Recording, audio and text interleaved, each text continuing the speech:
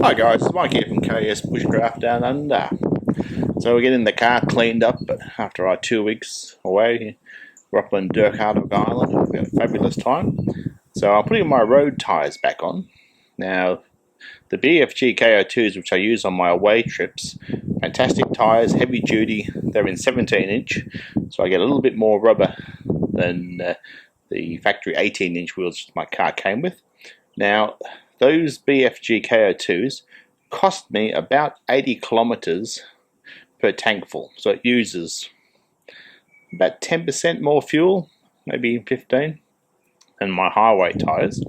So my highway tyres are also much cheaper, so I rotate them out when I'm not going away. Now with these dual cab utilities, or any of these utilities, the spare is hidden under the tray. Now I do a 5 tyre rotation, but lots of people out there basically buy 4 big tyres and hope never to need their spare. There's a problem with that. The way the carrier is designed underneath, you cannot get to the tyre valve stem.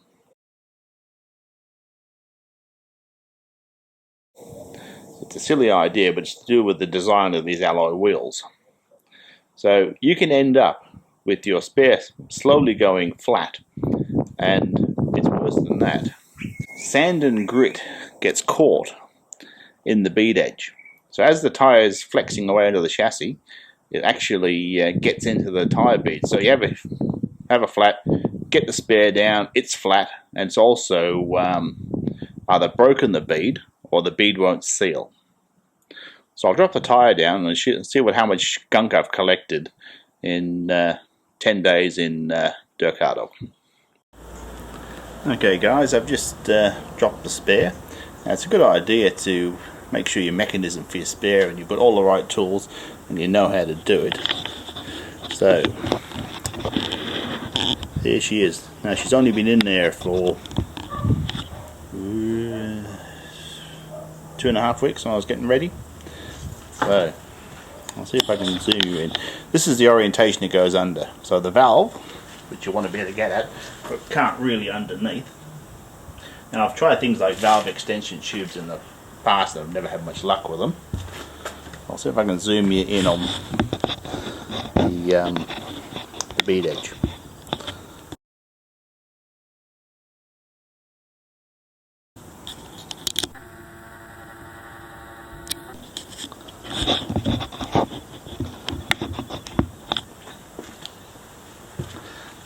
So this mark here and across there is the chassis. So this is held against the chassis by the tension of the chain. So it's being pushed down this. Now as long as the tyre is fully inflated, all this stuff here basically isn't doing anything.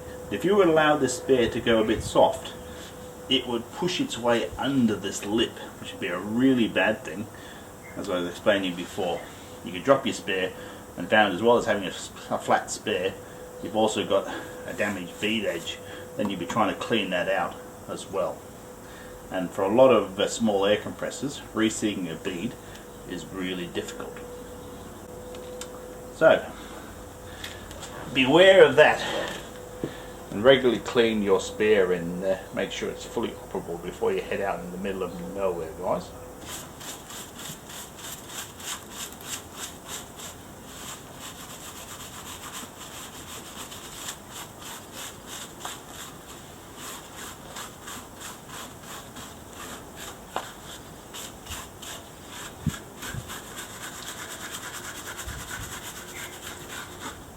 So I'll get most of it out with a brush.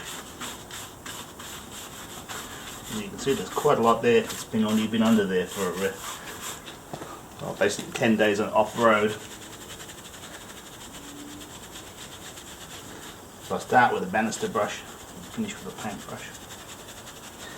Then I'll take it out and I'm going to put the hose on it because it's been in the salt.